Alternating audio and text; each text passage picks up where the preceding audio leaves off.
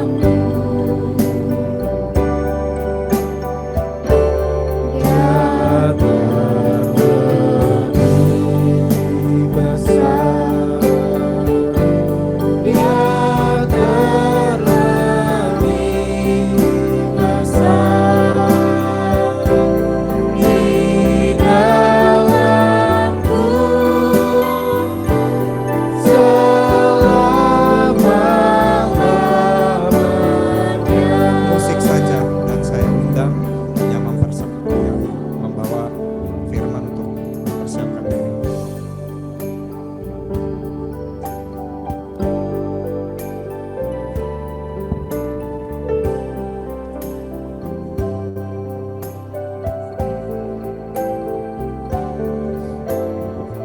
Mari kita masuk di saat yang teduh.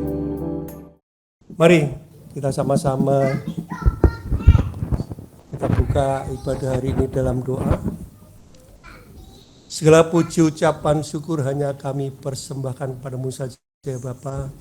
Allah Abraham, Allah Ishak, Allah Yakub, Allah Bapa orang beriman, Allah Bapa di dalam kuasa nama putramu yang tunggal Tuhan Yesus Kristus, sebagai Allah sembahan kami, kasih jiwa kami, juru selamat kami datang menghadap Tuhan untuk mengucap syukur terima kasih Tuhan sudah sampai di saat sekarang ini Tuhan, perjalanan hidup kami masing-masing Tuhan, di mana Engkau selalu menyertai bersama orang-orang kekasih kami, bersama keluarga kami, bahkan bersama keluarga besar kami Tuhan. Sekalipun ada beberapa di antara keluarga besar kami Tuhan, sudah ada yang mendahului kami untuk menghadap kehadirat-Mu Tuhan.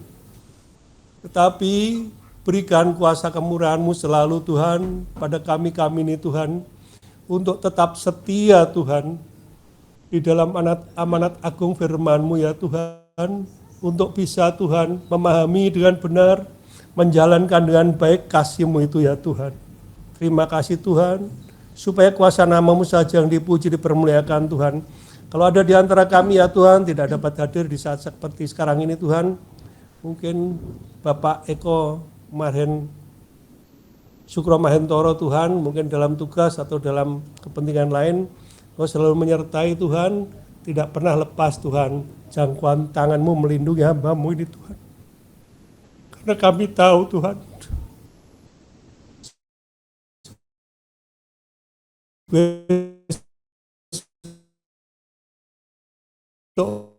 orang anggota jemaat di sini Tuhan,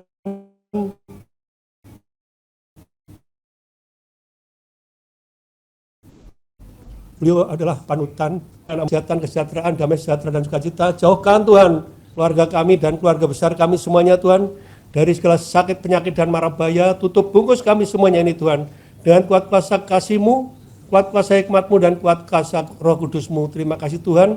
Kuasa nama-Mu saja yang dipuji dipermuliakan Tuhan. Kami buka ibadah ini Tuhan dari permulaan, pertengahan sampai akhir. Biarlah Tuhan hanya kuasa nama-Mu saja yang dipuji dipermuliakan di dalam kuasa nama-Mu. Kuasa nama Tuhan Yesus Kristus, Allah sembahan kami, kasih jiwa kami, juru selamat kami. Kami sudah berdoa dan mengucap syukur. Haleluya, haleluya, haleluya, amin. Mari, kami silakan duduk. Kami awali dengan satu cerita di mana ada saatnya kami menikmati sebuah sinema ya, film tentang Last Supper atau perjamuan terakhir ya. Mana seperti juga pesan dari Bapak Gembala Suwargi, Bapak Gembala almarhum sama aja ya. Kalau orang Jawa bilang Suwargi itu lebih ada rasa hormat, lebih ada rasa kedekatan. Ada pesan bahwa selalu kita back to Bible, kembalilah ke Alkitab sebagai dasar atau pondasi dasar iman kita, supaya kita tidak mendapatkan satu kesalahan. Seperti contoh film yang kami lihat itu The Last Supper, di mana saya sempat menangis juga, bukan saat Yesus disesah, tidak. Ada dua hal. Satu saat Petrus menyangkal, dan kedua saat Yudas mengakhiri hidupnya. Yang saya garis bawahi di sini adalah soal Yudas. Yudas mengakhiri hidupnya waktu itu seperti di lorong jalan-jalan batu, terus dia seperti di loteng gantung diri. Nah ini, mari kita kembali ke Alkitab. Coba kita baca ya, tentang ini Matius 27 ayat 5. Maka ia pun melemparkan uang perak itu ke dalam bait suci, lalu pergi dari situ dan menggantung diri. Menggantung diri ya, waktu film kemarin memang benar menggantung diri. Di mana sini dicermati ya, kita kaji bahwa ini cara Yudas mati. Cara Yudas mati dengan menggantung diri karena ada satu penyesalan yang dalam bahwa dia sudah menjual Yesus 30 keping mata uang perak.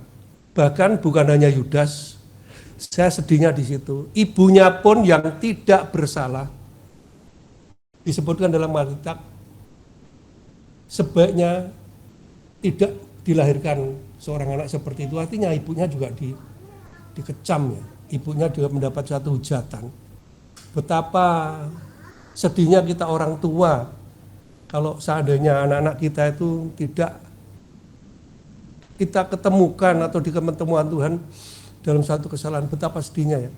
Apa salah ibu Yudas kalau saya boleh bertanya? Kan dia tidak ingin anaknya seperti ini. Tapi Alkitab mengatakan betapa malangnya orang itu, ibunya itu. Seperti itu ya. Yang kedua, sekarang kita baca kisah para rasul 1:18-20.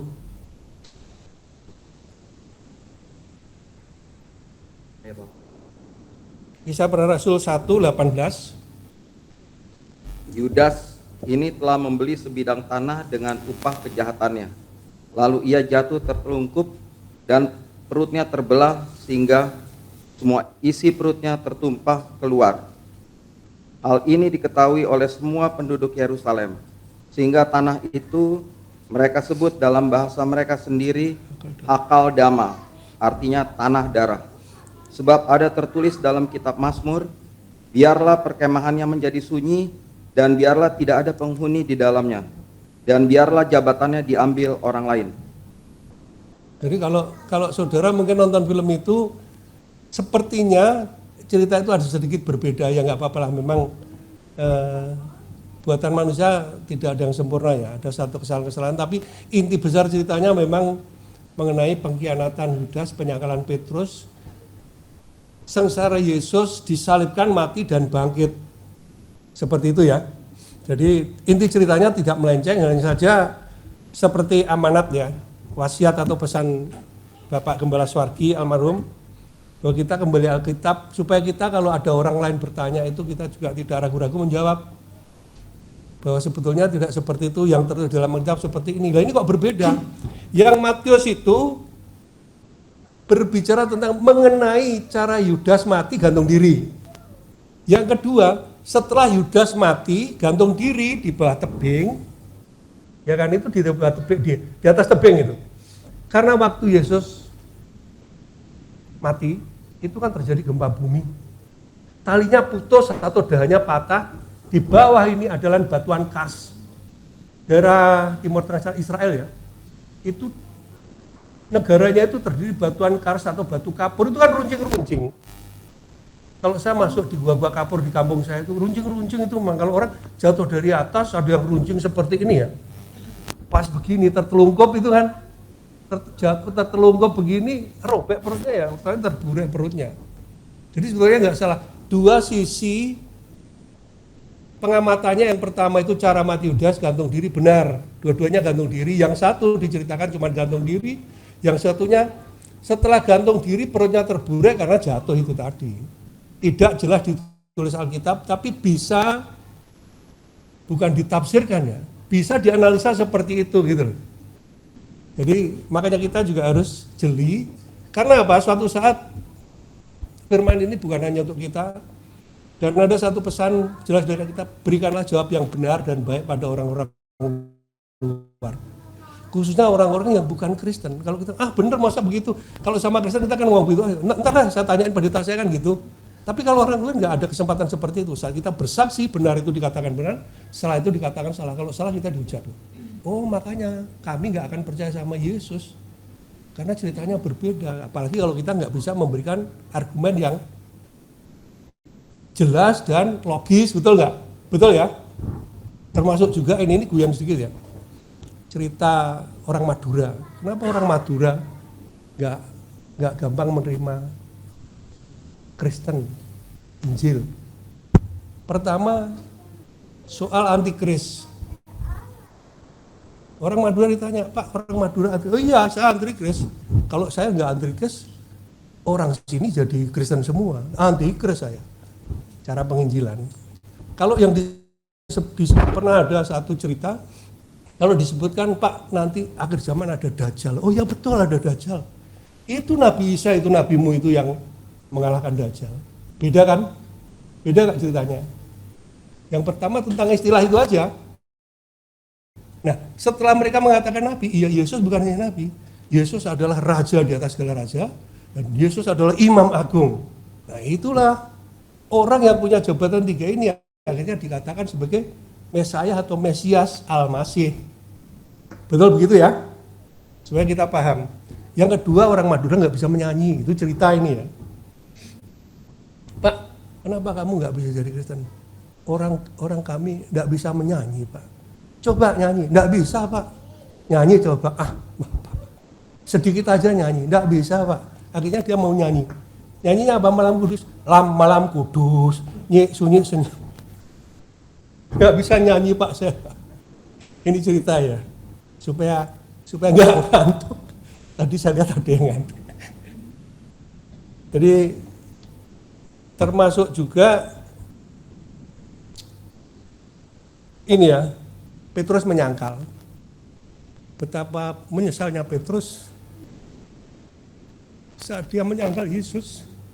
Seperti juga sekarang banyak artis-artis, orang-orang kaya, orang-orang terkenal menyangkal Yesus. Jangan. Sudah kita syukuri, perjalanan hidup kita sudah sampai di sini. Ini yang kita pertanggungjawabkan ke depannya. Bukan kita berpaling ke belakang lagi, jangan. Yang jelas kita semua ini perjalanan hidup kita sudah sampai di sini. Mari kita cermati, kemurahan Tuhan sudah berlaku sampai sekarang. Bagaimana kita ke depannya, bagaimana kita menyelesaikan perjalanan hidup kita di dalam kesetiaan, di dalam penyertaan Tuhan. Benar begitu ya? Makanya ada istilah, menunggu adalah penantian panjang, hidup adalah perjalanan panjang. Saya tidak lanjutkan. Karena cuma itu aja, harusnya ada 3. Kalau dalam satu pertemuan kematian saya tambahkan tidur, kematian adalah tidur panjang. Makanya saya sebut dua aja. Menunggu adalah penantian panjang dan hidup adalah perjalanan panjang. Ya. Supaya apa? Supaya kita tetap sabar di dalam kesetiaan, di dalam penyertaan Tuhan. Kita akan selamat dan kita akan mendapatkan satu kehidupan baru. Begitu ya. Mari kita baca lagi.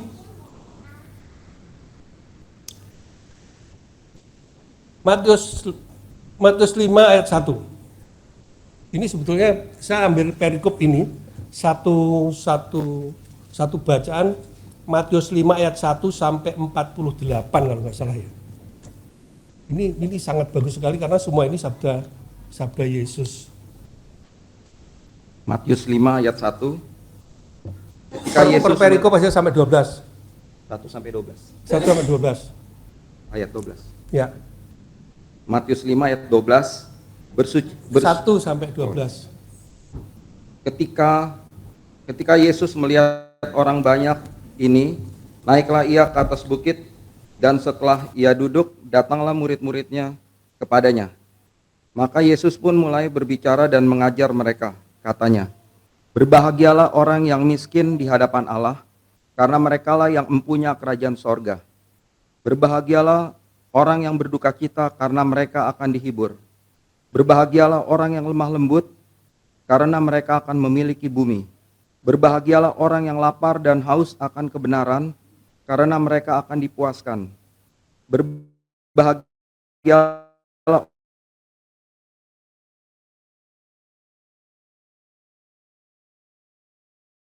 orang yang murah hatinya, karena mereka akan beroleh kemurahan. Berbahagialah orang yang susah dan dianiaya, dan kepadamu difitnahkan segala yang jahat. Bersukacitalah dan bergembiralah, karena upahmu besar di sorga. Sebab demikian juga telah dianiaya nabi-nabi yang sebelum kamu. Amin. Haleluya, amin. Makasih Pak David. Jadi seperti di Matius 5 ayat 1 sampai 12 ini ada 8 sabda bahagia ya. Dimana bukankah kita orang-orang yang beruntung kalau kita bisa mendengarkan firman seperti ini. Berbahagia orang yang miskin di hadapan Allah, bukan berarti kita miskin dalam arti kita nggak punya apa-apa, bukannya. Artinya apa? Artinya berkat-berkat Tuhan yang buat kita itu bukan milik kita. Kita hanya diberi kepercayaan untuk mengelola, ya, untuk menggunakan. Gitu. Saya juga mau berbicara sedikit tentang ini ya. Saya sarankan orang Kristen sebaiknya tidak usah memberi. Karena apa? Kalau kita memberi, nanti orang itu berharap, oh saya diberi, orang itu baik. Sebulan lagi diharapkan lagi, kok saya belum diberi? Kita beri lagi. Setiap saat dia akan menanti pemberian. Setiap saat menanti pemberian, suatu saat berkat pemberiannya tidak datang, dia mulai curiga, kok nggak ada kasih lagi dan ini. Betul nggak begitu? Kalau toh dia datang satu saat datang dia nggak dapat bagian, kok berkat saya dibagikan ke orang lain, saya nggak dikasih. Sebaiknya apa? Sebaiknya kita berbuat kasih. Dan yang menerima apa? Yang menerima berkat itu ada sama-sama ada perjuangan kita berbuat kasih, melakukan firman Tuhan. Yang menerima berkat, mereka juga mungkin ada doa-doa supaya diberkati, dan kita yang memberi berkat hanya memberikan penyaluran berkat kepada orang yang kita digerakkan oleh Tuhan, kan begitu. Kalau memberi itu jadi abomen, jadi langganan. Ada pengalaman juga saya, orang dari Semarang bawa anaknya, dari Semarang bawaannya ke rumah saudara saya, katanya anaknya butuh mau mendaftar SD. Perluang 400.600.000.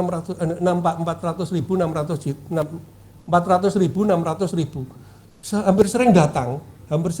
Kalau nggak dikasih, marah-marah sampai satu saat saya ada itu saya lerai lah. Itu pun memaki-maki saya juga, dimaki-maki.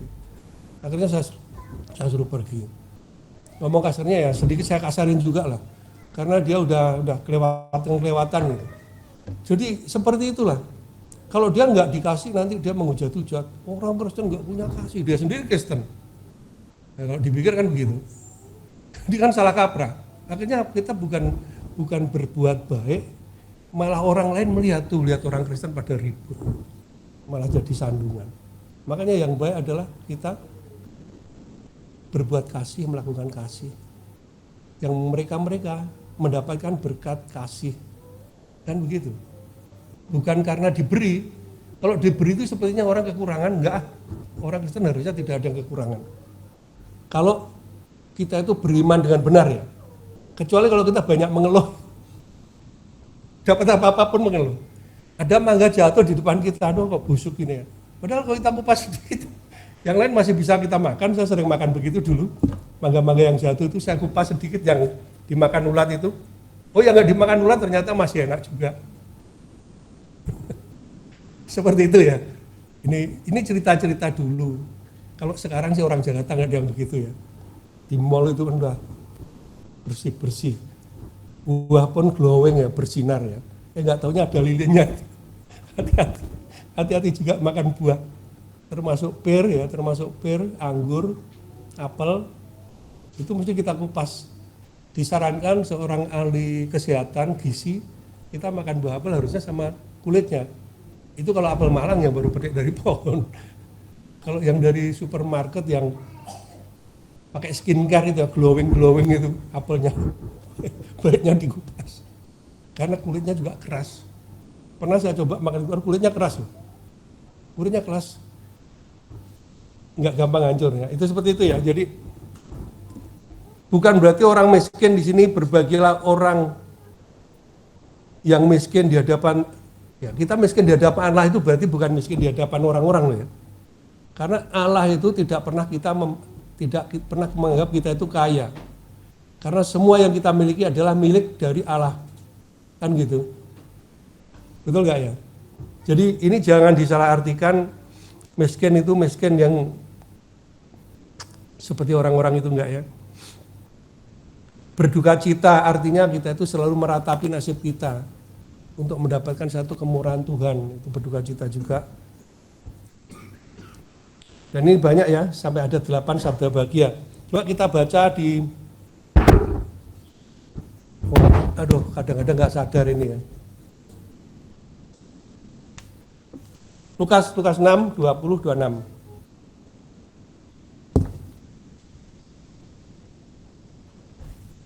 Hampir sama, sedikit beda redaksinya saja. Lukas 6 ayat 20, 26. Lukas 6 ayat 20 sampai 26. Ucapan bahagia dan peringatan. Lalu Yesus memandang murid-muridnya dan berkata, "Berbahagialah, hai kamu yang miskin, karena kamulah yang mempunyai kerajaan Allah. Berbahagialah, hai kamu yang sekarang ini lapar, karena kamu akan dipuaskan. Berbahagialah, hai kamu yang sekarang ini menangis, karena kamu akan tertawa. Berbahagialah kamu jika karena Anak Manusia orang membenci kamu, dan jika mereka mengucilkan kamu dan mencela kamu serta menolak namamu sebagai sesuatu yang jahat. Bersukacitalah pada waktu itu dan bergembiralah, sebab sesungguhnya upahmu besar di sorga, karena secara demikian juga nenek moyang mereka telah memperlakukan para nabi. Tetapi celakalah kamu, hai kamu yang kaya, karena dalam kekayaanmu kamu telah memperoleh penghiburanmu. Celakalah kamu yang sekarang ini kenyang, karena kamu akan lapar. Celakalah kamu yang sekarang ini tertawa, karena kamu akan berduka cita dan menangis. Celakalah kamu jika semua orang memuji kamu, karena secara demikian juga nenek moyang mereka telah memperlakukan nabi-nabi palsu. Amin. Ya, amin, haleluya ya. Jadi perikop ini sama dengan perikop Matius 5 ayat 1 sampai 12, sama dengan Lukas 6 ayat 20 sampai 28 tentang 8 sabda bahagia ya. Kita baca di Bilangan 6 24 26.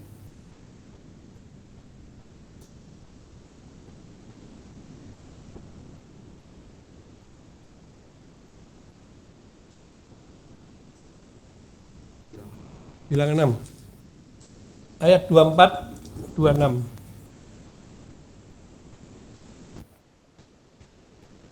Tuhan memberkati engkau dan melindungi engkau. Tuhan menyinari engkau dengan wajah-Nya dan memberi engkau kasih karunia. Tuhan menghadapkan wajah-Nya kepadamu dan memberi engkau damai sejahtera. Ya. Jadi coba disambung 1 Petrus 4 ayat 7. Tentang doa ini.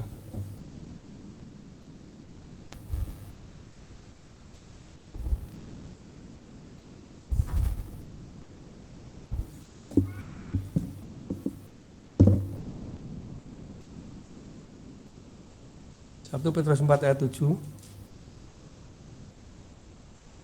1 Petrus 4 ayat 7. Kesudahan segala sesuatu sudah dekat.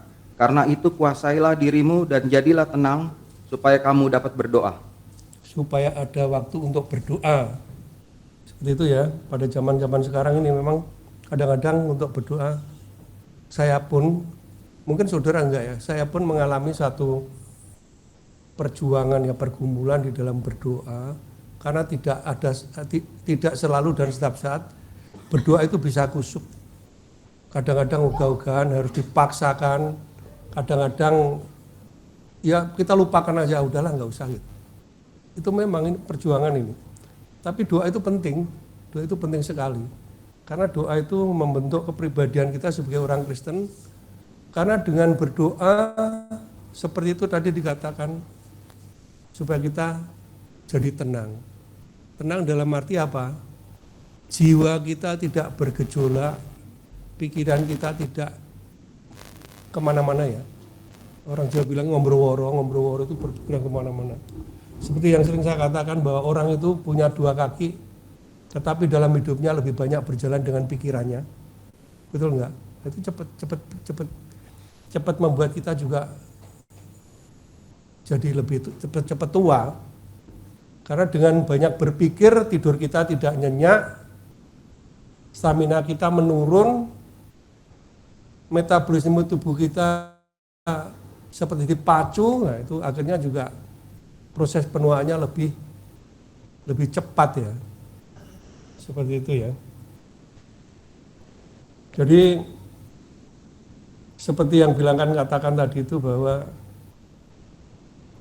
Tuhan menyinari wajah-Nya, menyinari wajah kita dengan wajah-Nya. Artinya apa? Kita diperhatikan sekali. Kita diperhatikan, diperlakukan secara khusus kan seperti itu. Coba ini kita hayati masing-masing ya. Jangan saya berbicara sama saudara enggak. Setiap firman ini sebetulnya bukan untuk orang lain, setiap firman adalah untuk pribadi kita masing-masing. Bukan untuk orang lain. Kalau firman untuk orang lain seperti mereka itu loh, yang mengatakan kafir, damding, mata-mata mutung begono begini. Itu yang sering mereka lakukan, tapi kita orang Kristen enggak diajarkan demikian. Selalu kita disuruh berkaca pada diri kita. Karena firman itu adalah apa yang kita imani, apa yang kita hayati, apa yang kita amalkan, apa yang kita jalankan. Itulah firman. Dalam hal firman ada 3 hal yang utama, yaitu terang, kebenaran, dan kasih. Tanpa itu bukan firman Tuhan. Dan firman Tuhan tidak bisa digantikan, sekalipun itu malaikat yang berbicara di hadapan kita, kalau tidak dalam kuasa Roh Kudus seperti yang sudah firman-firman yang sudah terkodifikasi dalam Injil ini ya, kita jangan percaya. Contohnya aja apa? Contohnya aja banyak ajaran-ajaran Kristen yang mulai banyak menyimpang tentang Kristen progresif, tentang Sabelian, sekte Yehova, only Yesus. Tahu nggak only Yesus?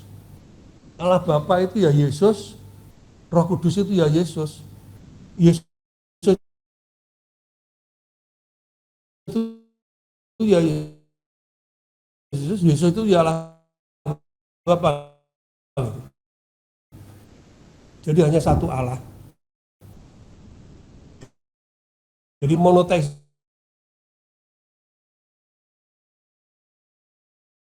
Satu eksistensi yang masing-masing.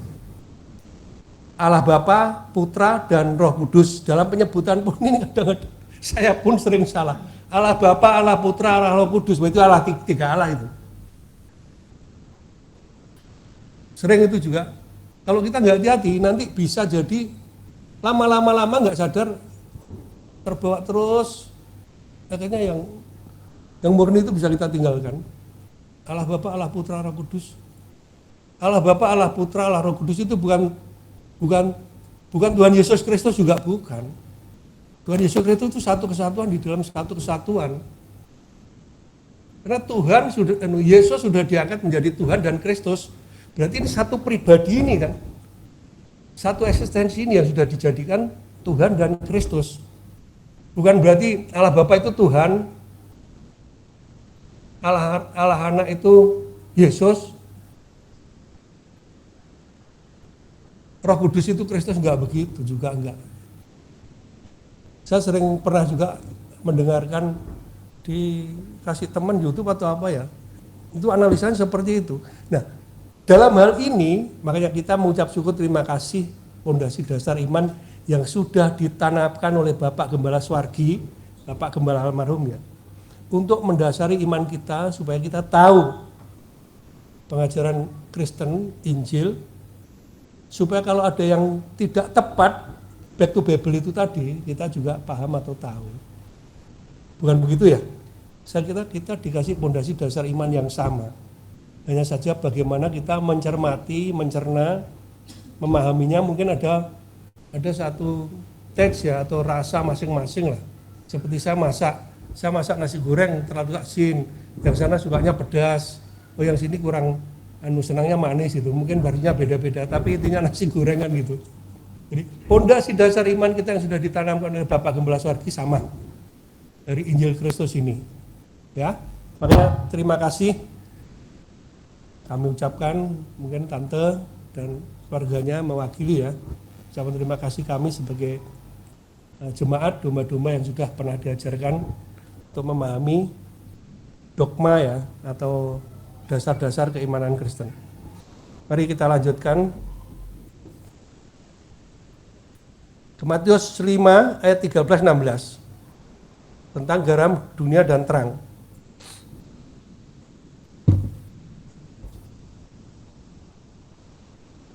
Matius 13. Matius 5 ayat Matius 5 13 13 sampai 16. Saya ambil satu perikop aja ini. Kamu adalah garam dunia. Jika garam itu menjadi tawar, dengan apakah ia diasinkan? Tidak ada lagi gunanya selain dibuang dan diinjak orang. Kamu adalah terang dunia. Kota yang terletak di atas gunung tidak mungkin tersembunyi. Lagi pula, orang tidak menyalakan pelita lalu meletakkan di bawah gantang, melainkan di atas kaki dian, sehingga menerangi semua orang di dalam rumah itu. Demikianlah hendaknya terangmu bercahaya di depan orang, supaya mereka melihat perbuatanmu yang baik dan memuliakan Bapamu yang di surga. Ini ada satu istilah dalam satu istilah Jawa ya, itu bercahaya itu mubal murub mencorong katon tejani. Jadi yang bercahaya membara itu lihat sinarnya kelihatan. Itu juga sebagai orang Kristen itu dari perikop ayat ini tadi dikatakan bahwa kita menjadi hendaknya terangmu bercahaya di depan orang. Itu mubal murub mencorong katon tejani. Jadi bercahaya di hadapan orang, artinya kita penuh dengan persahabatan, penuh dengan kehangatan. Bukan cuma terlebih di dalam keluarga ya. Di dalam keluarga sendiri harus ada satu suasana kehangatan, suasana yang hangat ya. Ada lagu cerita tentang keluarga Cemara itu, harta yang paling indah adalah keluarga, harta yang paling berharga adalah keluarga, harta yang paling mulia, harta yang paling, pokoknya harta yang paling berharga adalah keluarga. Intinya keluarga kita harus kita jaga baik-baik. Pernah saya mendapatkan satu pesan dari seorang hamba Tuhan, nggak tahu saya lupa di mana itu di hadapannya. Ada 3 hal, 3 lembaga yang mau dihancurkan oleh si iblis atau setan. Tapi iblis atau setan pertama itu lembaga negara ya. Kita hidup dalam satu kesatuan negara, satu lembaga negara. Dan seperti di sini adalah lembaga gereja. Yang lebih kacau lagi adalah lembaga keluarga. Untuk menghancurkan lembaga negara dan lembaga gereja, setan nggak perlu repot, itu terlalu banyak jumlahnya. Satu-satu dulu, lembaga keluarga dihancurkan. Lembaga keluarga hancur, lembaga gereja hancur, dan lembaga negara nanti bisa hancur. Makanya banyak negara yang sekarang kelaparan, keributan, demo. Waduh, pokoknya, waduh, ngeri deh. Ada lagu itu yang berita dunia semakin ngeri. Salmo nomor 200 kalau nggak salah ya. Coba itu dibaca, itu nomor berapa itu? 200 betul ya? Masih ingat saya. Betul itu. Berita dunia semakin mengerikan dan sebagainya. Lembaga gereja. Kalau udah lembaga keluarga. Lembaga keluarga nanti diambil satu-satu dulu orang. Satu-satu dulu orangnya. Jadi setan itu sebetulnya lemah. Dia nggak bisa melawan yang kuat. Satu contoh aja. Dengan nama Yesus dia takut. Dan dia mengakui bahwa Yesus itu anak Allah. Tapi kita kadang-kadang kenapa ragu-ragu? Bukankah musuh kita dalam menjaga hati kita itu adalah setan dan iblis itu? Dengan nama Yesus, makanya kita harus selalu ingat nama Yesus.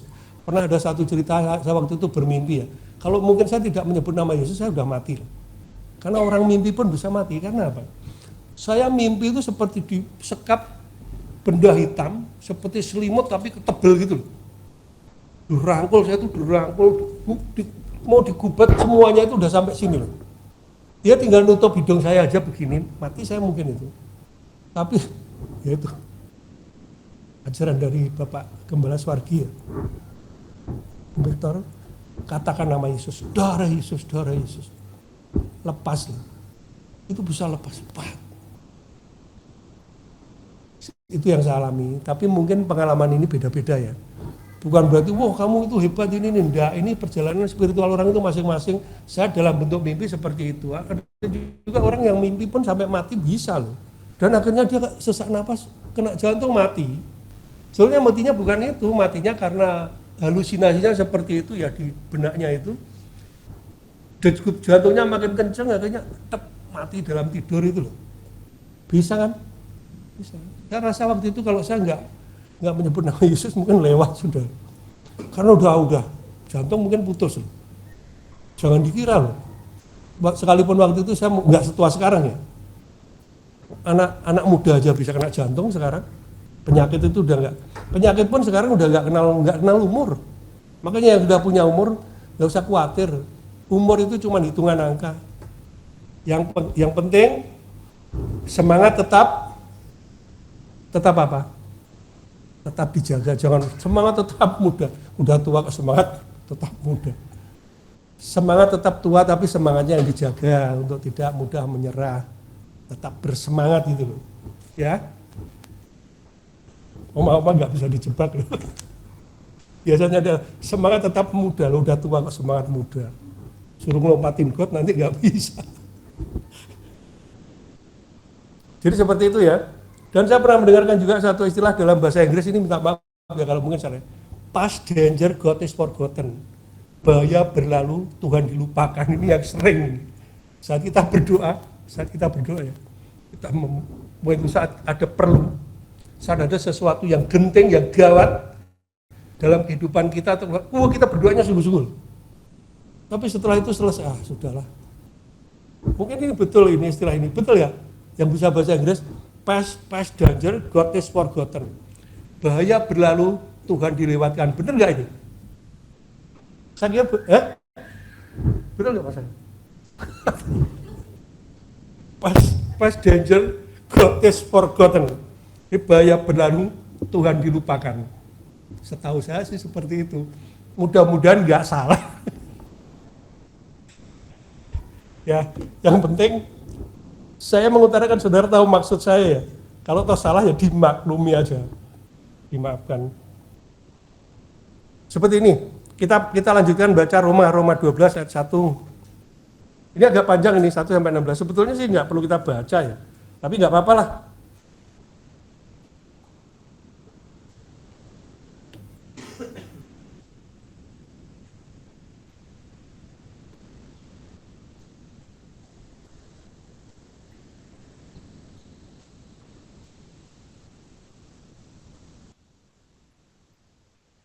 Roma 12 ayat 1 sampai 16. Persembahan yang benar. Karena itu saudara-saudara, demi kemurahan Allah, aku menasihatkan kamu supaya kamu mempersembahkan tubuhmu sebagai persembahan yang hidup, yang kudus dan yang berkenan kepada Allah. Itu adalah ibadah yang sejati. Janganlah kamu menjadi serupa dengan dunia ini, tetapi berubahlah oleh pembaharuan budimu, sehingga kamu dapat membedakan manakah kehendak Allah, apa yang baik, yang berkenan kepada Allah, dan yang sempurna. Berdasarkan kasih karunia yang dianugerahkan kepadaku, aku berkata kepada setiap orang di antara kamu, janganlah kamu memikirkan hal-hal yang lebih tinggi daripada yang patut kamu pikirkan, tetapi hendaklah kamu berpikir begitu rupa, sehingga kamu menguasai diri menurut ukuran iman yang dikaruniakan Allah kepada kamu masing-masing. Sebab sama seperti pada satu tubuh, kita mempunyai banyak anggota, tetapi tidak semua anggota itu mempunyai tugas yang sama. Demikian juga kita, walaupun banyak adalah satu tubuh di dalam Kristus, tetapi kita masing-masing adalah anggota yang seorang terhadap yang lain. Demikianlah kita mempunyai karunia yang berlain-lainan menurut kasih karunia yang dianugerahkan kepada kita. Jika karunia itu adalah untuk bernubuat, baiklah kita melakukannya sesuai dengan iman kita. Jika karunia untuk melayani, baiklah kita melayani. Jika karunia untuk mengajar, baiklah kita mengajar. Jika karunia untuk menasehati, baiklah kita menasehati. Siapa yang membagi-bagikan sesuatu, hendaklah ia melakukannya dengan hati yang ikhlas. Siapa yang memberi pinjaman, hendaklah ia melakukan. Siapa yang memberi pimpinan, hendaklah ia melakukannya dengan rajin. Siapa yang menunjukkan kemurahan, hendaklah ia melakukannya dengan sukacita. Sudah cukup. Ya, jadi semua harus dilakukan dengan sukacita, dilakukan dengan hati. Kalau semua dilakukan dengan hati itu jadinya itu nggak berat ya, ringan. Karena hati itu rasa ya. Jadi kalau kita melakukan sesuatu pekerjaan, melakukan satu perbuatan dengan hati itu semuanya itu menjadi ringan, terlebih kepada orang-orang terkasih ya. Kalau enggak berat. Contoh aja ya, saya pernah mendengarkan seorang pastor cerita jemaatnya, istrinya suruh bikin sambal sama suaminya karena lagi urung-urungan, uleknya itu dimakan, suaminya sakit perut. Kasihan kan? Uleknya itu kayaknya karena tidak dengan hati. Ini cerita ini. Waktu retret ada yang cerita seperti itu. Jadi di sini kita dikaruniai berbagai macam talenta di dalam pelayanan atau kehidupan kita. Sebaiknya kita melakukan dengan sukacita ya, dengan hati.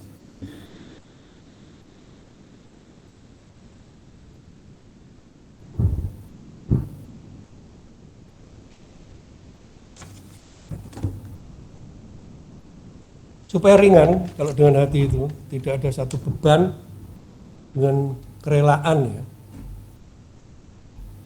Dengan orang tua, dengan anak pun kalau tidak dengan hati berat, bisa uring-uringan. Kita jadi orang tua, kita tahu kan, pada saatnya kita itu juga, ya mungkin ada sebabnya lah, tapi sebaiknya kalau kita sadar, kita dengan hati itu nanti ada kasih ya, ada satu kelembutan, kehangatan ya. Dan yang selebihnya adalah kebersamaan. Kalau dalam satu kebersamaan, dalam kehangatan itu ya katanya harmonis ya. Jadi semua beban itu kita tanggung bersama-sama. Ada satu istilah seperti ini. Doa seorang ibu menutup pintu neraka bagi anak-anaknya. Ini Bapak Gembala Suwardi juga sering mencontohkan seperti itu. Doa seorang ibu menutup pintu neraka bagi anak-anaknya. Doa seorang ayah menjadi tangga menuju surga bagi anak-anaknya. Nah sekarang tanggung jawab anak. Doa seorang anak adalah pelita dan cahaya kebahagiaan bagi kedua orang tuanya. Masuk ya, seperti itu ya. Jadi semua punya peran, ibu punya peran, doanya menutup pintu neraka. Seorang ayah, bapak punya peran, doanya menjadi tangga menuju surga bagi anaknya. Anak mempunyai peran, doanya menjadi pelita kebahagiaan bagi kedua orang tuanya. Nah, ini harmonis, ini seperti ini. Dan seharusnya kita orang-orang Kristen punya harmonisasi kehidupan yang seperti ini. Setuju nggak kira-kira? Saya kira setuju, bagus itu. Jadi semua punya peran masing-masing. Bukan terjadi sesuatu pertentangan atau apa, kan itu harmonis itu. Bapak ibu tertuju pada anak-anaknya, anak tertuju pada orang tuanya, kan begitu. Harmonis kan? Saya masih ingat ini. Saya masih ingat Bapak Suwargi dulu, Bapak Gembala Suwargi dulu pernah mengajarkan seperti ini di Pulau Emas ya. Sering sekali itu. Jadi makanya saya terima kasih dasar-dasar pondasi keimanan saya itu. Sekalipun mungkin karena beda ya. Dalam arti saya punya versi sendiri lah. Saya bukan yang nggak mau seperti beliau. Kita orang berbeda jelas mempunyai versi masing-masing dalam kehidupan. Apalagi dalam berbicara, dalam menyampaikan.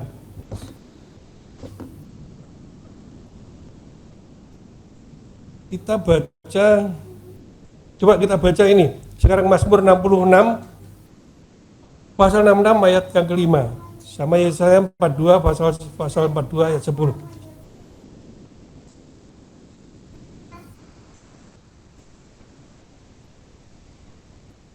Kita hidup di negara Katulistiwa Indonesia. Coba kita baca ya.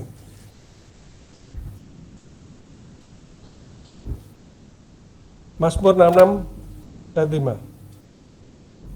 Pergilah dan lihatlah pekerjaan-pekerjaan Allah.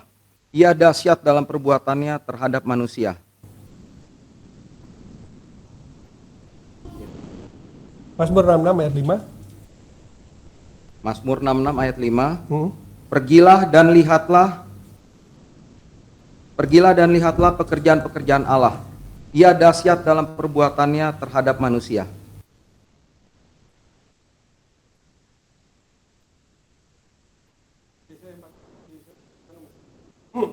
Pasal 14.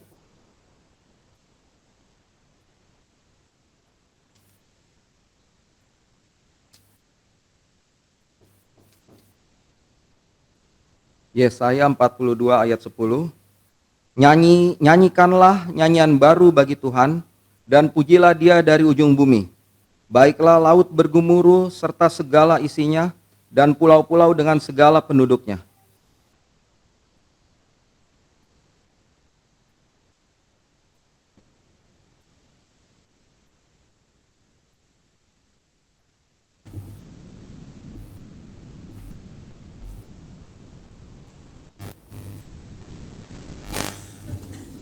Sebentar.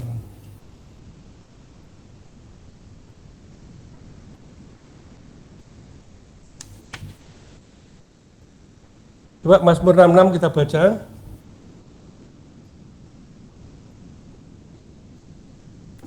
Ini kita baca agak banyak aja ya biar.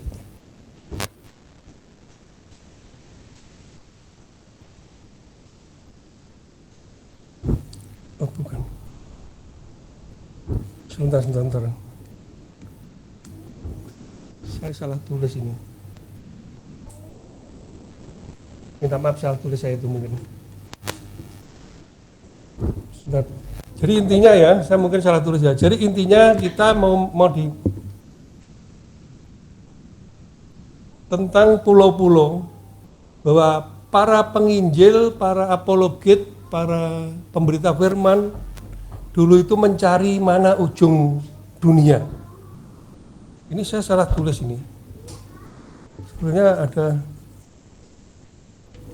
tentang pulau-pulau itu loh. Kalau di HP saya ada HP saya.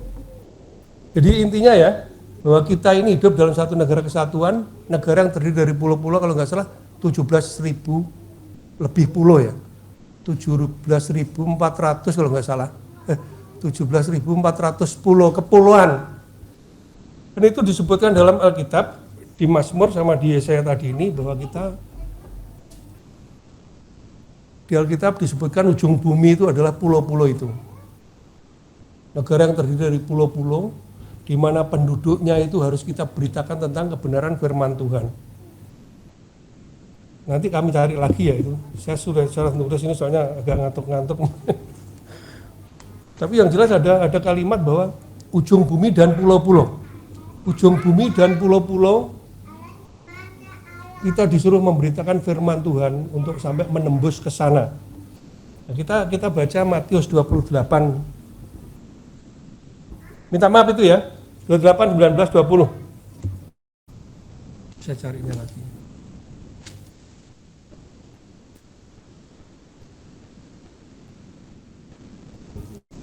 Ya, 19-20 Matius 8. Matius 28 ayat 19-20.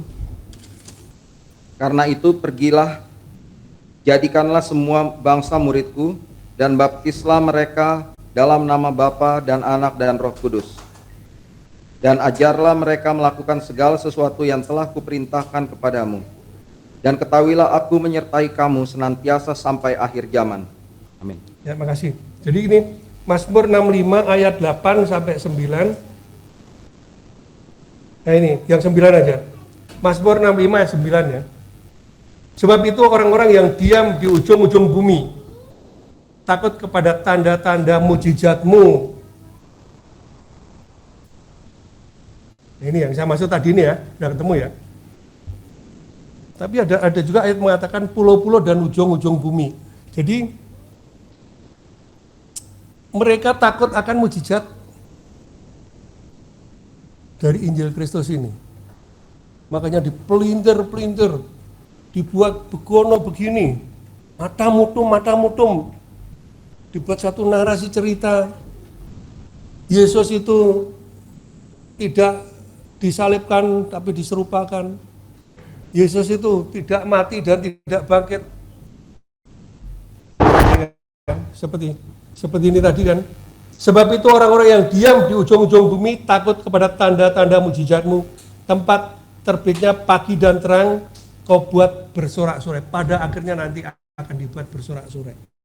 Sekarang yang namanya orang dari Padang ya, saya dengar itu marganya Koto lagi, jadi pendeta. Ada juga orang dari Aceh yang itu menambah basis-basis yang tidak bisa ditembus oleh firman Tuhan. Dan dipesan sama saudara Pendi itu, kamu jangan begitulah, kamu jangan berceramah di medsos seperti itu. Emang kenapa? Kalau kamu berceramah nanti anak-anak muda itu terpengaruh ya. Jangan boleh nonton saya dia. Dipesan begitu, semakin begitu kan tidak boleh menonton. Anak muda makin banyak nonton. Semua ini sekarang bergejolak.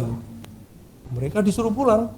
Si saudara apologit ini, kamu pulanglah ke sini nanti. Ngapain pulang? Saya nggak butuh pulang, saya mau di sini saja. Kalau pulang pasti makanya dia sekarang sering makan B2. Dengan makan B2 darahnya menjadi haram.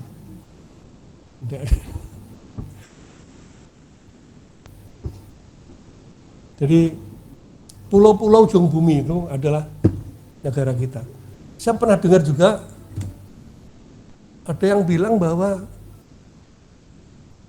kayu gaharu, kemenyan gaharu dan sebagainya itu yang dibawa oleh ratu dari Sheba dipersembahkan ke Salomo. Itu kemungkinan juga berasal dari sini loh. Karena hutan gaharu bahan gaharu yang paling baik itu ternyata di Indonesia sini tempatnya. Kalau Ratu Sheba membawa persembahan kepada Salomo, saya kira bukan gaharu yang sembarangan. Istilahnya bukan KW-KW-nya, bukan kaleng-kaleng, pasti yang paling bagus. Di seluruh dunia mana kayu barunya yang paling bagus? Di sini. Termasuk kayu jatinya yang terbagus juga Indonesia. Saya pernah nonton TV, ternyata di Thailand, di Vietnam, di Kamboja, di negara kawasan Indonesia itu ada juga kayu jati, termasuk di Malaysia. Kayu jati yang terbaik itu di Indonesia tempatnya dari Randu Belatong, Blora. Saya juga baru tahu itu berita TV yang pernah saya dengar. Jadi kalau berita TV masa saya bohong, enggak lah ya. Jadi Indonesia ini memang bukan kaleng-kaleng. Bahkan juga ada seorang sejarawan mengatakan bahwa Indonesia itu adalah tepian dari kepulauan negara Atlantis. Dan sekarang Atlantis sekarang di Laut Pasifik sana dekat Amerika, kok bisa? Kalau dipikirkan ya ini perjalanan waktu mungkin lah. Kita juga tidak tahu. Orang katanya Irian sama Papua sama Sulawesi dulu menyatu begini kok. Dari satu daratan. Makanya binatangnya, prototipe antropologi orangnya kan bersama. Saya waktu itu berdebat sama Pak Sun, kalah juga karena Irian itu ternyata Papua itu sudah menjadi bagian dari Melanesia. Harusnya itu Polinesia, bahkan aborigin itu. Bahkan aborigin. Karena prototipe antropologi manusianya itu kan hampir sama dengan sana. Karena ada beberapa bangsa, Negrito, Negro. Terus ada 5 kalau nggak salah 5 bangsa besar ya. Di antaranya ya itu. Jadi Indonesia sebetulnya juga kayaknya pernah disebut dalam Alkitab, cuman nggak disebut dengan jelas saja. Karena disebutkan negara kepulauan ujung bumi, makanya apologet mencari ujung bumi, waktu itu dikiranya itu Afrika. Ternyata enggak juga Afrika. Dicarinya lagi, Afrika itu sekalipun mereka penduduknya, masyarakatnya banyak yang hidup primitif, tapi mereka tidak hidup dalam zaman batu. Tahun 40, tahun 50, tahun 60 ya. Beberapa penginjil ternyata ketemunya di Irian. Di mana di sana banyak suku-suku yang masih hidup dalam tradisional primitif seperti zaman batu. Zaman batu, semua peralatan pakai batu. Ada satu penginjil namanya Don Richardson. 3 buku biografinya saya baca semua itu. Saya bacanya waktu ada Mubes tahun 96 kalau nggak salah. Waktu di Surabaya, saya nginep di Hotel Pavilion. Depannya itu ada toko Yakin, toko buku itu saya beli buku-buku Don Richardson itu. Tentang penginjilannya di Papua. Di mana mereka diterima, kalau enggak dia hampir aja dibunuh. Karena nggak bisa terisolir sekali, nggak bisa menerima orang luar. Tapi begitu dia mengeluarkan kampak dari besi, golok dari besi, dibuat nebang pohon kok cepat. Orang-orang langsung menyembah. Wah, ini dewa yang berambut pirang ini ternyata sakti bukan main. Dia nebang pohon itu bisa berminggu-minggu kan, pakai kampak batu itu. Kalau ngukir buat goresan pakai tulang-tulang kasuari, tanduk-tanduk binatang itu untuk ngukir, jadi lama sekali. Dengan dibawain pisau, kampak itu, nebang pohon cepat sekali. Dan akhirnya diterima. Ada beberapa daerah yang berhasil ya dikristenkan. Tapi sekarang juga mulai ada yang mau melawan, mau diputar balikkan lagi. Tapi ada satu slogan dan ini sering saya teriakkan dalam media sosial. Tanah Papua adalah negeri kedua Israel. Tolong dibantu. Kalau ada komentar, bilang aja begitu. Tanah Papua adalah negeri kedua Israel. Seperti juga Aceh, katanya Serambi Mekah. Maka sana bilang begitu nggak boleh. Boleh dong. Tanah Papua negeri kedua Israel. Terus NTT, Balkon Vatikan. Itu saya sering, nggak tahu istilah ini sudah ada apa belum, saya nggak tahu. Karang-karang aja pokoknya supaya Kristen itu tetap berjaya di sana. NTT Balkon Vatikan, karena sana mayoritas Katolik kan. Kalau Papua, negeri kedua tanah Israel. Itu sering itu. Saya pernah juga dalam memberikan respon gitu, pagi-pagi anak saya, "Papi, jangan begitu, ada yang marah, mau di..." Akhirnya dihapus. Tapi kita nggak perlu takut lah. Saya sih nggak takut.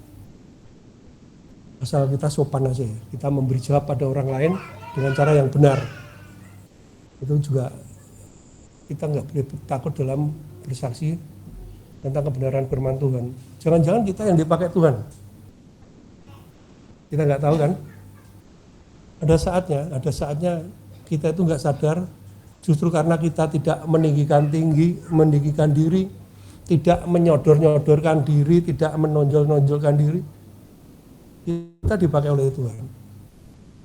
Nah, seperti itu yang baik. Itu seperti itu yang baik. Karena Tuhan memakai hati-hati yang rendah. Tuhan mengasihi orang yang hati-hatinya yang hancur. Betul nggak ya? Saya kira betul begitu ya. Tapi biasanya orang yang hatinya hancur dikasih Tuhan, nanti setelah doanya terkabul, ya itu tadi, bahaya berlalu, Tuhan dilupakan. Orang Kristen memang baik, gampang lupa. Kalau gampang lupa kayak Pak Sun ini orang baik. Semua yang soal peristiwa sama saya yang saya berbuat nggak baik, ya jahat lah sama beliau ini. Lupa, tapi saya ingat itu, kamu ini kalau lupa gampang. Baik sekali itu. Jadi melupakan hal-hal yang tidak baik. Tapi saya kadang-kadang enggak loh. Makanya ada yang bilang saya ini orangnya pendendam. Tapi saya berdoa lah, ya dibantu doa juga ya Oma ya. Terima kasih doa-doanya. Sudah selalu mengiringi doa keluarga saya. Doa itu sesuatu pemberian yang tidak kelihatan, tapi mempunyai makna yang besar. Karena ada spirit ya, ada kekuatan, ada suatu rasa ya. Ada satu rasa yang kita serukan. Itu namanya doa syafaat. Kita mendoakan orang lain. Kalau doa sholawat itu orang lain yang minta didoakan. Paham ya?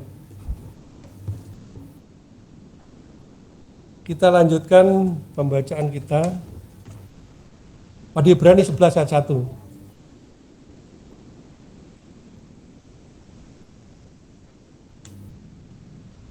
Ibrani 11.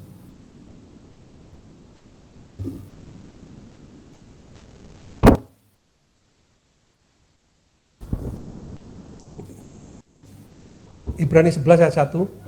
Iman adalah dasar dari segala sesuatu yang kita harapkan dan bukti dari segala sesuatu yang tidak kita lihat. Ya, terus langsung sambung Matius 17 ayat 20.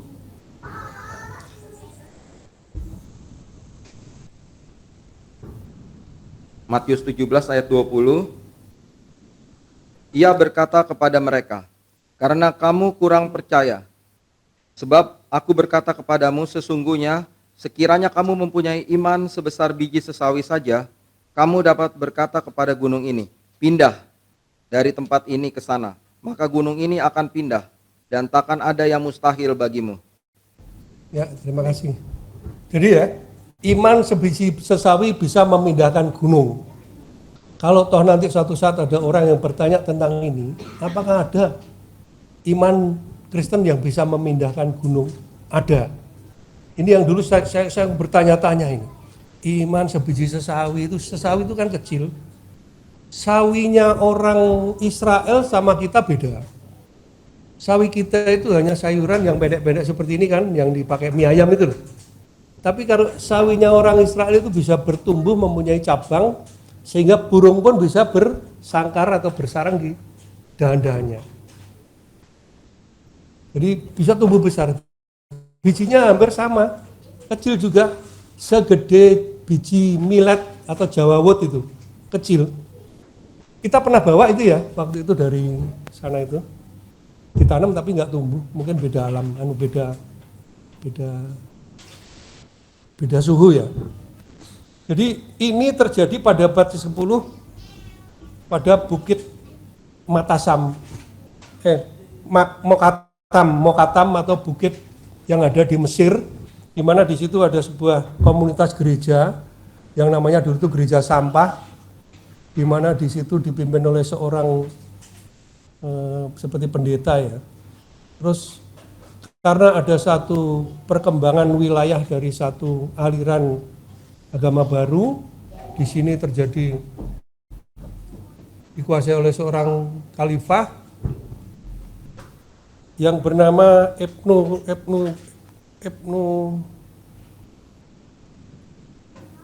saya nggak catat jelas ya. Ibnu Kilis atau siapa itu? Bukan.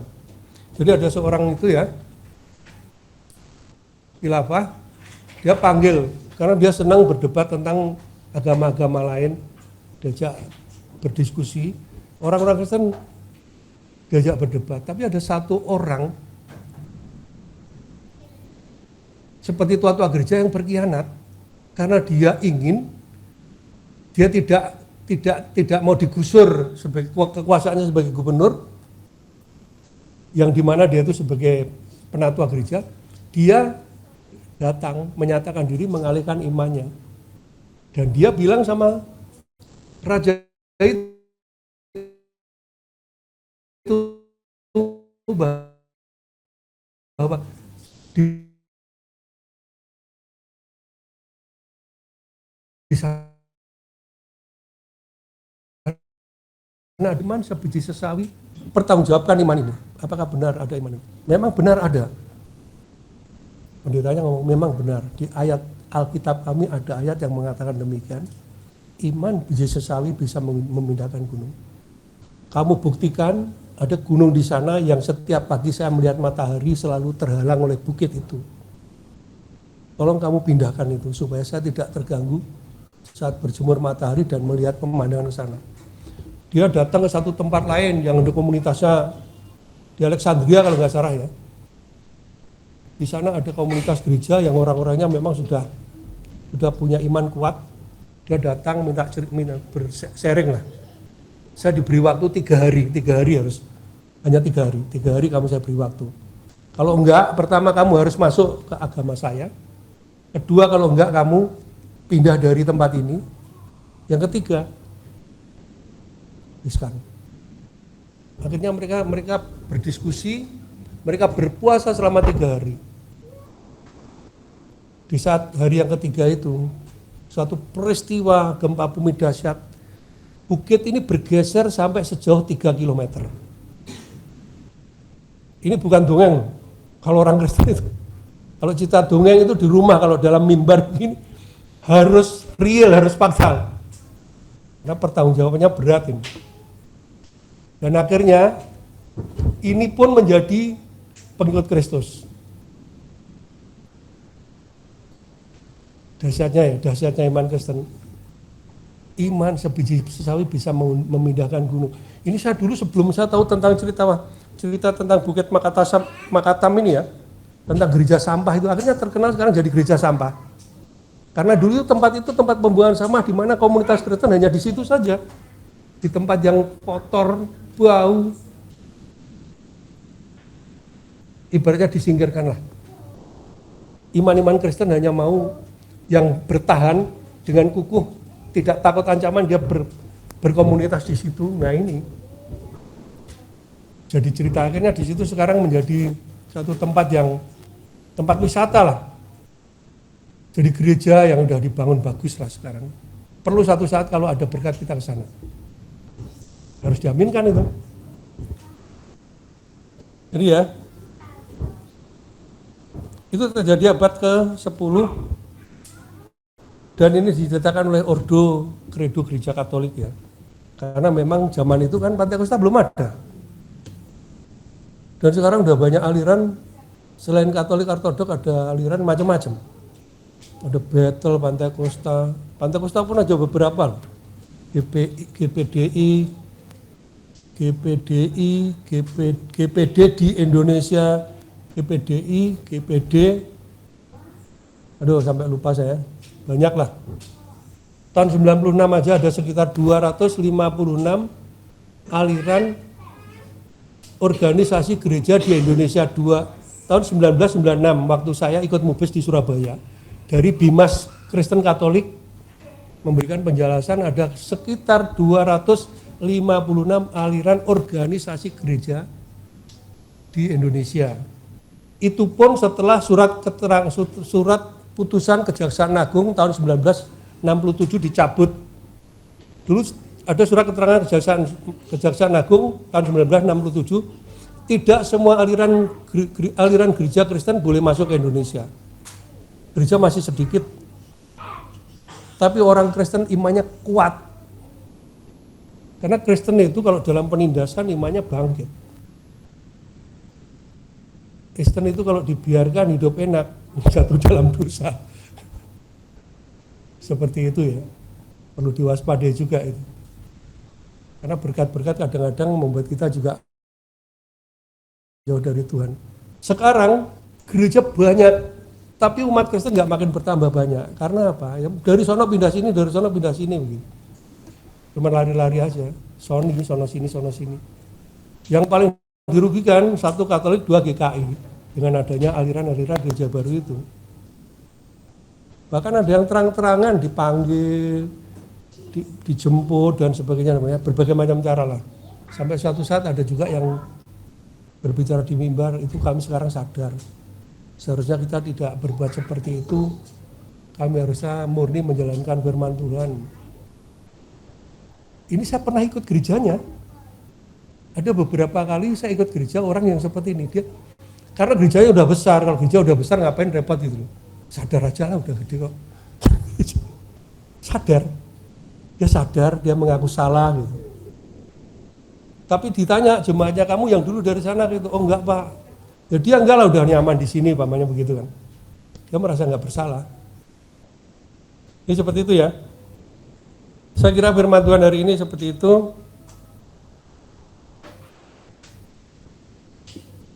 Kemudian semuanya yang kami beritakan ada manfaatnya. Kalau toh enggak ada manfaatnya, mungkin ya enggak usah diperhatikan. Satu kalimat dari saya terakhir, yaitu yang penutup adalah berbahagialah orang yang mendengarkan firman Tuhan dan memelihara serta menjalankannya, sebab itulah yang dikehendaki oleh Tuhan kita Yesus Kristus. Demikian firman Tuhan hari ini. Biarlah kuasa nama Tuhan Yesus Kristus yang dipuji dipermuliakan dulu, sekarang, dan sampai selama-lamanya. Shalom. Haleluya, amin. Kami langsung. Oh ya. Mari langsung aja bangkit. Saya tadi itu sebenarnya sebelum firman dimulai mau nyanyikan sebuah lagu itu. Mas Aga tahu ya.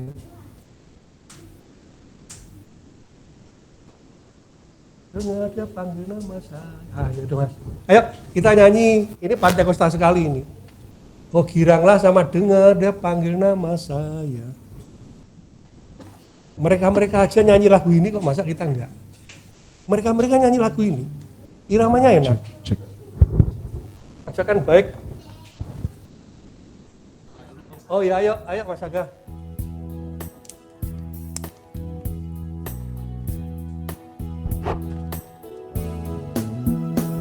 Ambil tepuk tangan ya. Ayo anak-anak nyanyi semuanya.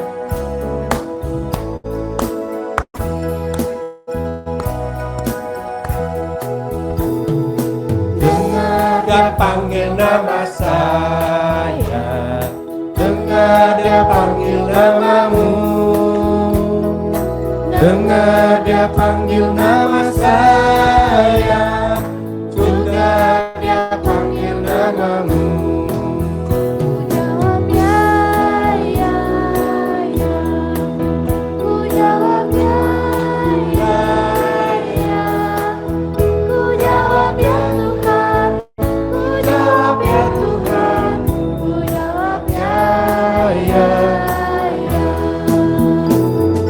Oh, giranglah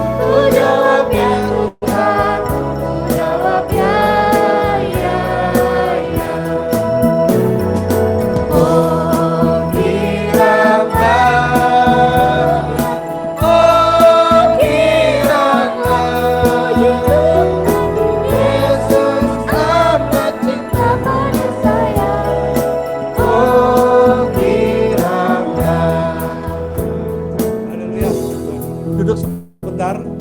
Ada satu cerita ya, Bu Prapto ya, almarhum. Ada juga senangnya lagu wonten panglipuran. Ada kalimatnya seperti ini. Gusti nimbali kulolan siro lan kulo ditimbali Gusti. Jadi Tuhan memanggil kamu dan saya dan kamu dipanggil oleh Tuhan. Kita nyanyikan lagu ini sekali lagi. Dengar dia panggil nama saya.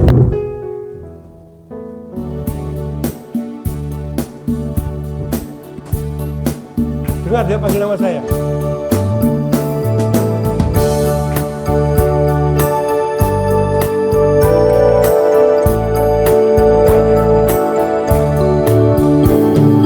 Dengar dia panggil nama saya. Dengar dia panggil namamu. Dengar dia panggil nama saya. Juga dia panggil namamu. Ku jawab ya, ya, ya. Ku jawab ya, ya, ya. Ku jawab ya Tuhan. Ku jawab ya Tuhan. Ku jawab ya, ya, ya. Oh kiraplah,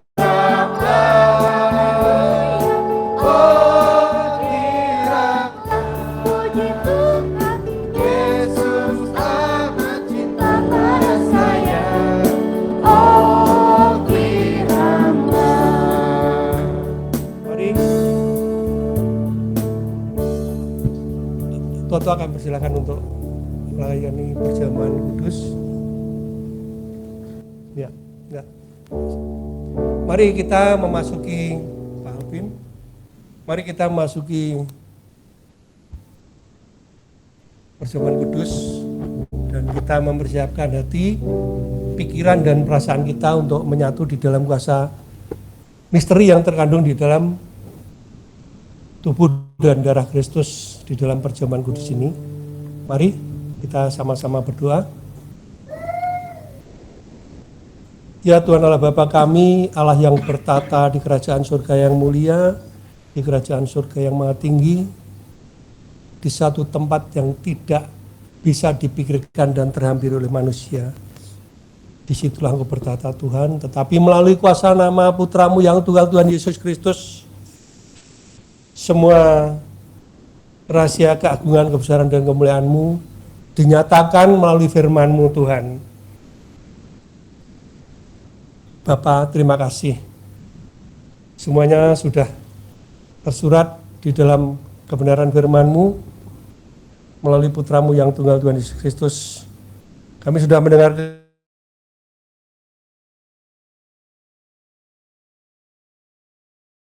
Tuhan, bermanfaat bagi umat-Mu, menjadi peringatan bagi kami semuanya ini Tuhan, bahwa Engkau-lah Allah pencipta langit dan bumi, Engkau Allah yang hidup, Allah yang berkuasa atas kehidupan kami manusia ini. Terima kasih Tuhan Yesus, terima kasih dan terima kasih. Kami mohon Tuhan, tumbuhkan iman percaya kami, umat-Mu ini Tuhan, untuk bisa mencermati, memahami, memaknai keagungan kuasa korban-Mu dan apa yang terkandung di dalam misteri perjamuan kudus ini Tuhan, supaya kalau ada di antara kami yang sakit menjadi sembuh Tuhan, segala permasalahan dapat kami selesaikan karena bimbingan dan tuntunan kuasa Roh Kudus-Mu. Terima kasih Tuhan Yesus, terima kasih. Biarlah kuasa damai sejahtera sukacita selalu bersama kami, keluarga kami, bahkan keluarga besar kami semuanya. Kami terima kuasa tubuh dan darah-Mu di dalam kuasa nama-Mu, kuasa nama Tuhan Yesus Kristus. Allah sembahan kami, kasih jiwa kami, juru selamat kami. Kami sudah berdoa dan mengucap syukur. Haleluya, haleluya, haleluya, amin. Kita nyanyi, mari-mari kita ikut Tuhan. Monggo-monggo sami nderek Gusti. Bisa enggak? Ayo Mas Aga, ayo. Aire. Nanti Mas. Ya. Biasa Mas Aga semua bisa. Kayaknya enak itu ya, gitu ya. Ayo. Ini Pantekosta zaman sekolah minggu ini. Monggo sami nderek Gusti. Monggo sami nderek Gusti. Gusti Yesus juru wilujeng monggo sami nderek Gusti. Mari kita ikut Tuhan. Mari kita ikut Tuhan. Tuhan Yesus juru selamat. Mari kita ikut Tuhan.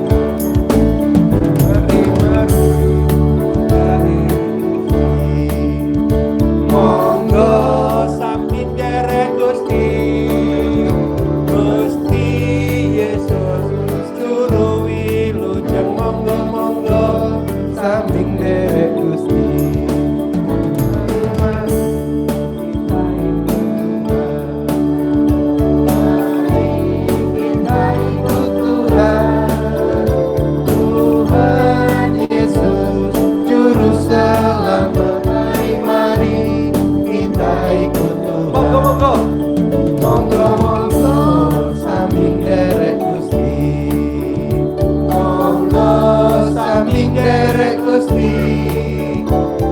Yesus juru wilujeng monggo sami nderek Gusti.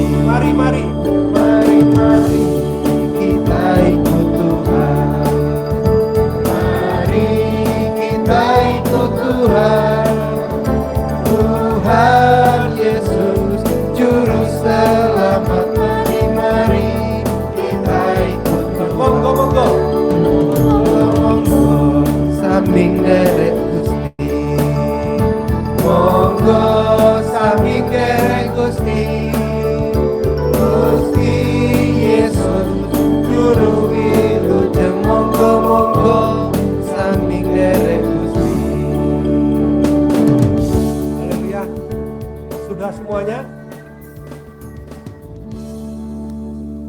Oke. Mari sama-sama kita mempersiapkan diri baik-baik.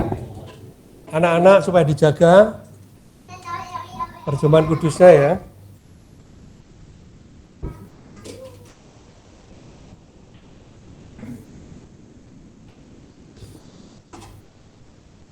Mari kita memaknai perjamuan kudus ini sebisa-bisa mungkin dengan iman kita, supaya apabila di antara kita ada yang sakit menjadi sembuh, dan apabila ada di antara kami, di antara kita ada persoalan, semua dapat kita selesaikan karena tuntunan dan bimbingan kuasa Roh Kudus.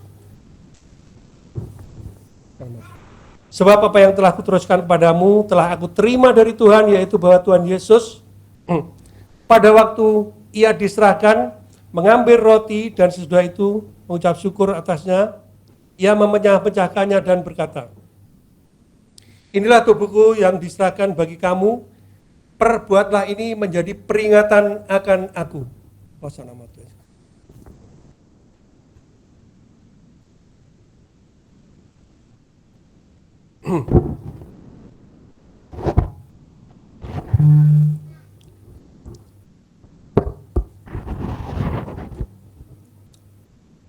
Demikian juga ia mengambil cawan sesudah makan lalu berkata, cawan ini adalah perjanjian baru yang dimateraikan oleh darahku. Perbuatlah ini setiap kali kamu meminumnya menjadi peringatan akan aku. Sebab setiap kali kamu makan roti ini dan minum cawan ini, kamu memberitakan kematian Tuhan sampai ia datang.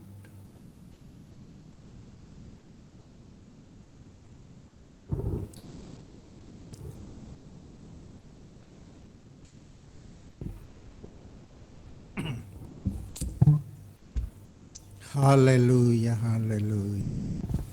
Oh, haleluya, haleluya, haleluya. Terima kasih ya Tuhan Yesus. Terima kasih ya Tuhan Yesus.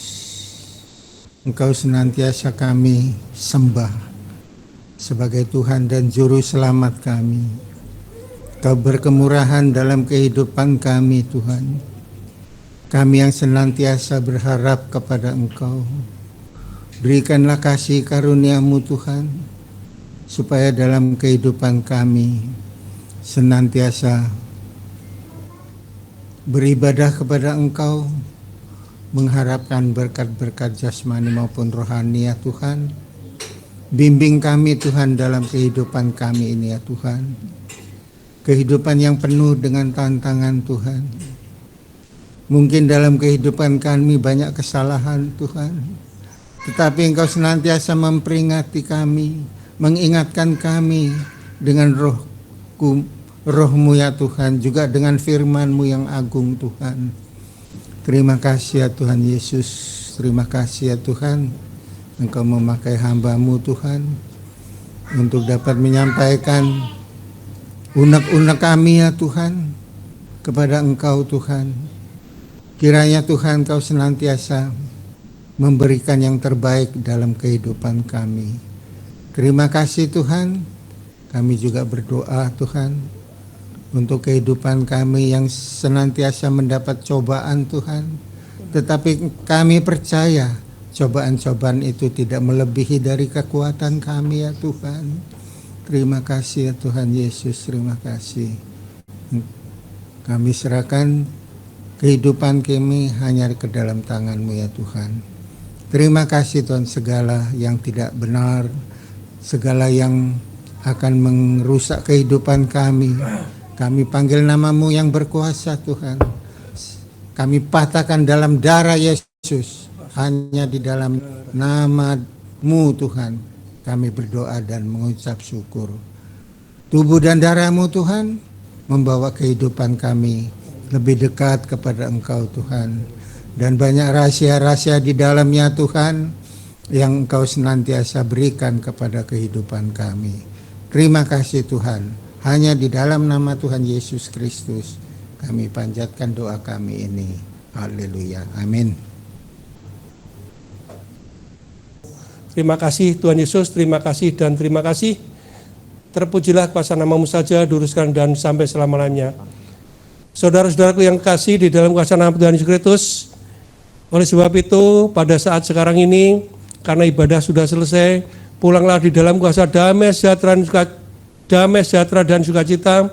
Biarlah kuasa kasih Allah menyertai kehidupan kita selalu dan sampai selama-lamanya. Ulanglah di dalam kuasa nama Tuhan Yesus Kristus. Haleluya, haleluya, haleluya. Amin.